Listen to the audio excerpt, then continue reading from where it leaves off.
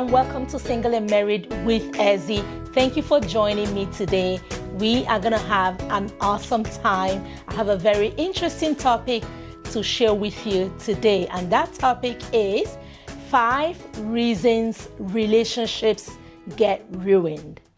Okay, sometimes a person has a relationship that appears to be thriving, and all of a sudden something goes wrong. So we are going to look at some of the things that ruin relationships. But before we do that, I want to talk about my book, my newest book, Brighter Days, 100 Thoughts of Hope, Love, and Blessing. Is an awesome book, a devotional book. Get your copy. Is available everywhere fine books are sold. You can also find it on Amazon. Get a copy for yourself, for a friend, and your life will be blessed. So today, I want to talk to you about reasons relationships get ruined. Many times, people are in a relationship. Everything looks like it's going to work, but something goes wrong somewhere, and all of a sudden it gets ruined, and it does not lead to marriage. So the 5 common reasons. The first one is lies, telling lies. Okay, so lies ruin relationships. And what do I mean by that? When you tell lies, it breaks down whatever trust is there between yourself and that person, and it can ruin your relationship. And in relationships, people tell lies for things that are not even necessary. People tell lies about their age. They tell lies about their educational qualifications, lies about family, right? So those are things you want to avoid. You want to be able to be honest about yourself and whatever you choose to share. Being confident in the fact that whoever is for you will love you, will be there regardless, right? So you don't want to start off with lies. You don't want to tell lies. You don't want lies to be part and parcel of your relationship, because that can lead to having your relationship getting ruined, okay? The second reason that relationships get ruined is pride. Pride, okay? We know the Bible tells us that God gives grace to the humble but resists the proud, right? So pride repels. Pride is toxic. Pride makes a person feel superior to another, makes a person think that they are superior to a person, and nobody really does like to be around a proud person. And so when people are proud and they carry themselves with pride and they have this air of I'm better than you, it will most definitely ruin their relationship. When you are in a relationship, you want to be humble. You want to stay humble. You want to have a positive attitude. You want to be kind. You want to be generous. You want to be loving and nice to not only the person that you care about, but the people around that person as well. Because a lot of times those people, form an opinion about you, and depending on who they are, their opinions may matter to that person that you're interested in, right? So you want people to be able to say, oh, she's very humble, she's very nice, or he's really kind, he's very humble, rather than he's so pompous, he's so proud, she's so over there, right? So yeah, pride is a relationship ruiner. Let's look at the third point. The third reason relationships get ruined is demanding financial support. And what do I mean by this? I find sometimes in relationships, sometimes people are just merely friends, or maybe they've made their intention known that they want to take this relationship a little bit further, and sometimes one party begins to make unreasonable financial demands, right?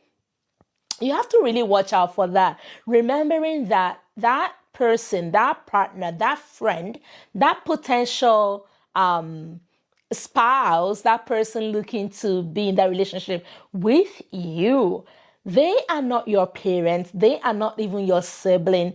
They are not responsible for you, right? At least not yet, not until after marriage, right? So you want to be reasonable. You know, if people offer you, if he or she offers you gifts, that's totally okay. But making demands, financial demands, sometimes giving ultimatums, sometimes being very, demanding, that can be a deal breaker, okay? Because people want to be in a relationship with those who care for them, with those who they feel love them for who they are, not for what they can give or what they have, right? So if you have a need, that's okay. It's okay to share your need depending on the level of the relationship, the commitment level in there,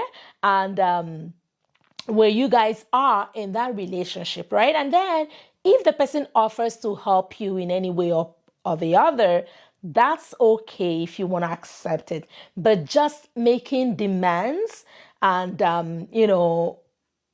being on that person to meet that lifestyle need or to maintain a certain lifestyle you've chosen for yourself can be a deal breaker. So you want to keep an eye on that and not be making financial demands on a would-be partner. Okay, now let's look at number 4, saying the wrong things. I see this a lot. People are in a relationship, and as they start to get comfortable, they're not careful about what they say, and they say things that are the wrong things. And what do I mean by the wrong things? What you're saying is negative, is critical, is judgmental. It doesn't inspire, it doesn't empower, it doesn't help, it is not kind, right? And when you say those things, it can make a person begin to think twice and say, is this who I want to spend the rest of my life with? Is this who I want to be with, right? Is this who I want to go into marriage with? So just be careful what you say. If you find that you're overly negative, overly critical, you want to begin now to ask God to help you so that you can begin to change the way you speak and the way you talk to people, right? So that God can help you to be kind, to be nice, to be loving with your words, to be empowering, encouraging, and helpful with the things you say, so that your words don't ruin your relationship. And again, it is not merely what you say to that person. Sometimes it could also be what you have said or what you say to the people around that person, like family, friends, right? So be careful. Watch your words. Be nice. Be positive. Be kind with your words. Be intentional. That is the word, with the things that you choose to say, so that your words can be a blessing. Your words can inspire, your words can uplift, your words can make somebody feel better about themselves instead of the opposite. Now, number 5, another reason relationships get ruined is comparisons. This is common. People say, oh, well, you can do better than that. This person got engaged about the same time as we did. They've already married, or this person has already traveled with the spouse, or this person has already bought this car, or this person has already built this house, or this person has done this or that, right?